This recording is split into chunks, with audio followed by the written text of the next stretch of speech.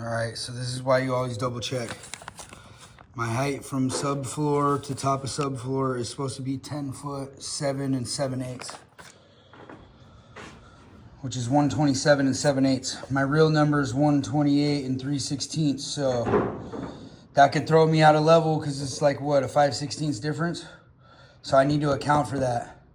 Then I need to account for the fact that these aren't just all the same with the same materials being added to it.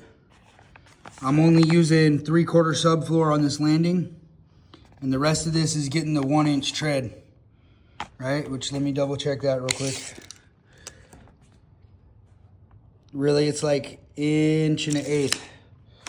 So this is getting 1.125 inch tread. And then on top of that, the homeowner's put an 1.5 inch butcher block. So I have to consider all these heights. This is also gonna get the butcher block, but then the regular floor is only getting the 3/8, and the regular floor is only getting the regular 3/8. Then I have to account for this difference right here. So that's what I'm about to go through right now, is figure out all my numbers. And then what I'll do is I'll trace it on the wall over here. And before I commit to cutting the stringer, I'll double check it to that. I could cut my top and my rough bottom, and I could check it before I build that platform. And then that'll also tell me exactly how far that platform needs to come over in order to drop on it. Because I don't really want to land like that if I don't have to. So I'm going to try to avoid that if I can. All right, so we'll see what happens. What I might have to do is I might have to cut a regular seat cut on this set of stairs right here.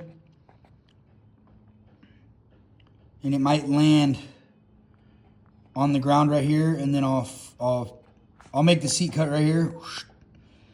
And then the rest of this platform will be framed around that in order to drop this onto something solid, because I don't really want to cut it how the representation is here. And I didn't do that here either. I brought this landing over far enough to drop these on.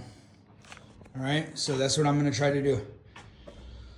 Let me run through this math and make sure I got it right, and then I'll walk you back through it. Because like I said, I kind of fumble through these stairs when there's a bunch of differences in material and things like that, and then when there's inconsistencies between my actual numbers and the print. And the reason my numbers are probably different is because my double top plate and my bottom plate probably added an 1/8, because those are probably actually like 1 inch and 9/16. So I added an 1/8 strong, you know, maybe 3/16.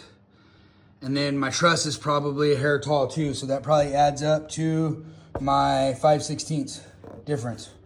All right, so I'm just gonna keep this in mind while I'm doing my other math.